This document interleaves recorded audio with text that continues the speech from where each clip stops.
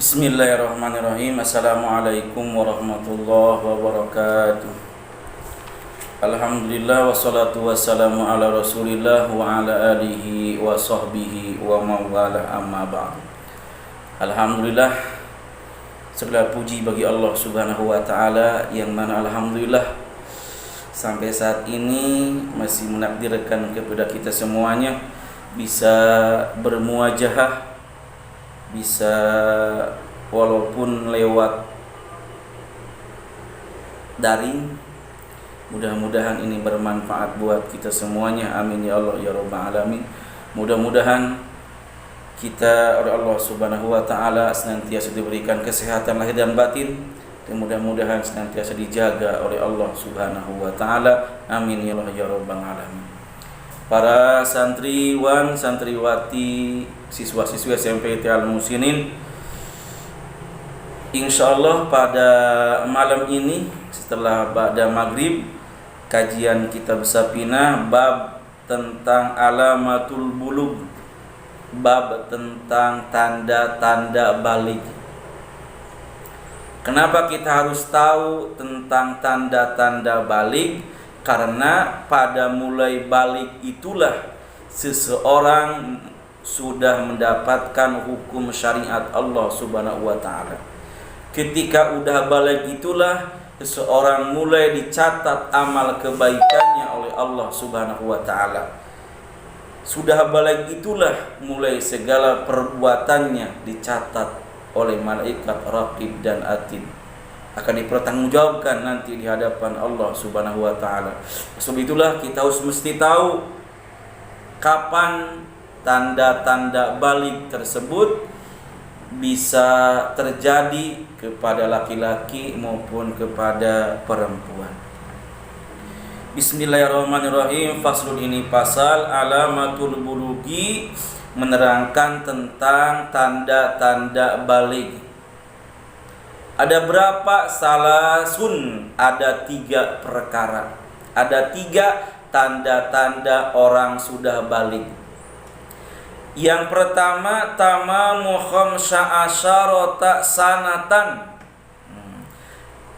Yang pertama tanda balik ialah sempurnanya umur 15 tahun. Bagi siapa? Fidzakari wal unsa, bagi laki-laki maupun bagi perempuan. Ketika laki-laki maupun perempuan sudah umur 15 tahun, maka itu dianggap dalam syariat Islam dianggap sudah baligh. Mulai amal kebaikannya dipertanggungjawabkan di hadapan Allah Subhanahu wa taala. Bagaimana kalau belum baligh? Nah, ini tanggung jawab orang tua, tanggung jawab ibu dan bapak untuk mengajarkan anaknya tentang sholat, supaya ketika sudah baligh dia biasa melaksanakan sholat, tentang puasa, tentang zakat, tentang hukum-hukum syariat Allah Subhanahu wa taala. Maka ketika punya anak sudah umur 7 tahun, suruh sholat. Kalau gak sholat, kita cepret, kita pukul. Tapi pukulnya tidak sampai melukai anak tersebut, hanya sebagai untuk menakut-nakuti supaya dia melaksanakan perintah Allah Subhanahu wa taala. Nah, ketika kita punya anak umurnya kurang dari 15 tahun, kewajiban orang tuanya untuk mendidik, memberikan agama, memberikan pendidikan agama, pendidikan syariat, supaya nanti kelak ketika besar dia paham tentang agama Allah Subhanahu wa taala, takut terhadap Allahnya Subhanahu wa taala. Nah, ketika anak kita sudah diberikan tentang pemahaman agama, pendidikan agama zaman sekarang, ya Allah, coba lihat di luar sana, ketika anak tidak diberikan pendidikan agama, terjerumuslah kepada hal-hal yang tidak diinginkan oleh kita semuanya.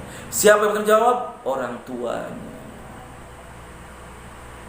Sebetulnya jaga anak kita, jaga pemuda-pemudi kita dari hal-hal yang tidak diinginkan. Berilah pendidikan yang bagus, pendidikan agama, bukan hanya bisa umum saja. Matematika bisa betul, oke. Fisika, kimia, yang lainnya betul bisa, oke, bagus. Tetapi yang paling penting, dia harus tahu siapa Tuhannya, siapa Rasulnya, apa kitabnya, apa tujuan diciptakan dia oleh Allah Subhanahu wa ta'ala. Diberikan pendidikan agama.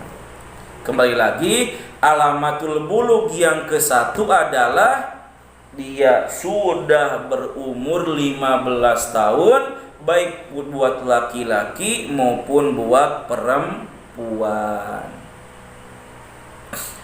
Wal ihtilamu, dan nomor kedua, sudah mimpi basah, mimpi bersetubuh. Mimpi basah buat siapa? Bidzakari, buat laki-laki, wal unsa, buat perempuan, litis insinina, karena umur 9 tahun. Kalau punya anak sudah umur 9 tahun, atau sudah dia tuh sudah mimpi basah, laki-laki mimpi sampai keluar itu air maninya. Kalau perempuan juga mimpi berhubungan sampai keluar air maninya. Nah, ketika itu sudah semuanya mimpi basah antara laki-laki dan perempuan, maka itu sudah tandanya mubaligh. Maka muamal perbuatannya mulai dipertanggungjawabkan di hadapan Allah Subhanahu wa ta'ala. Nah, kalau laki-laki sudah mimpi basah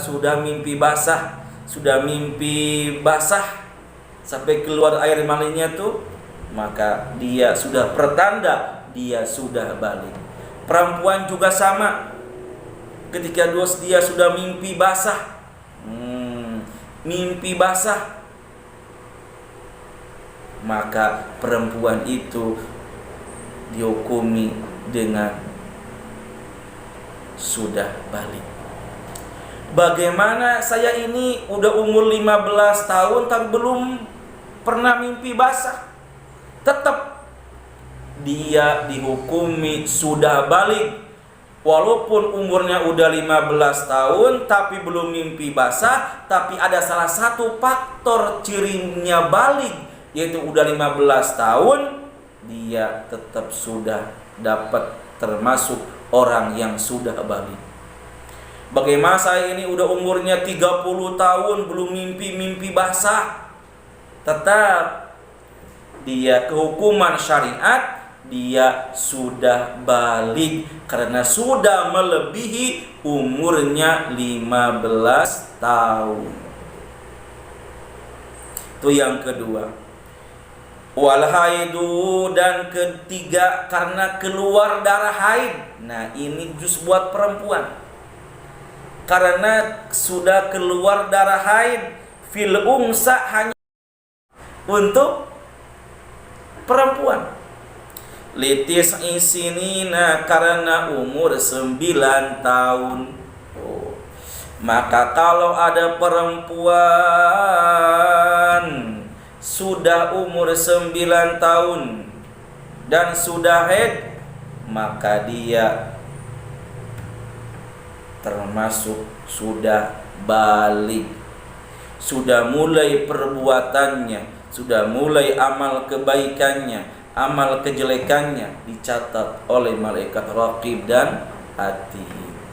Nah, tanda haid ini hanya khusus untuk perempuan. Hanya khusus untuk perempuan. Tidak untuk laki-laki, untuk perempuan saja. Nah, ketika perempuan sudah umur 15 tahun, laki-laki 15 tahun, satu, kemudian sudah balik. Yang kedua, ketika perempuan atau laki-laki sudah bermimpi basah, maka dia sudah ditandai termasuk orang yang balik. Yang ketiga, ketika perempuan keluar darah haid, nah dari situlah mulai dihitung termasuk orang yang sudah balik. Nah, kenapa kita harus tahu tentang ciri-cirinya orang yang sudah balik? Karena tadi itu, supaya kita tahu bahwa amal perbuatan kita mulai dicatat, dipertanggungjawabkan di hadapan Allah Subhanahu wa taala. Hadirin wal hadirat, santriwan santriwati, siswa-siswa SMP Al Musinin, sekian dulu. Insyaallah hari besok kita lanjutkan. Mudah-mudahan bermanfaat. Wabillahi taufik wal hidayah. Wassalamualaikum warahmatullahi wabarakatuh.